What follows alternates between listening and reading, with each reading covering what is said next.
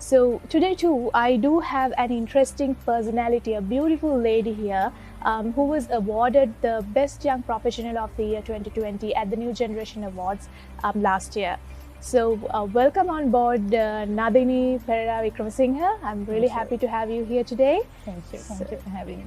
Yeah, so Nadini, now for all of you who are viewing us from the luxury of home, I would just call Nadini from her profession. She is a speech and language pathologist, right? So this is not something that we are often used to hearing, because pathology, when it comes to my mind, like, you know, if someone says pathology, I'll obviously I'll quickly think about microbiology, but this is not something related to that at all. So I'd like Nadini herself to tell us what exactly her field of expertise is.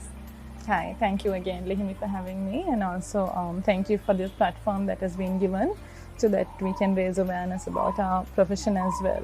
So professionally, I go as a speech and language pathologist, also as a speech and language therapist. The term pathologist is because the term varies all across the world.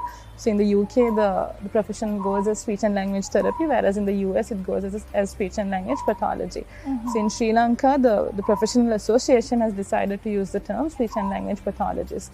So what we do is we treat conditions that's related to speech, language, communication, and also eating and swallowing disorders. So that is the area that we treat in an adult or a child.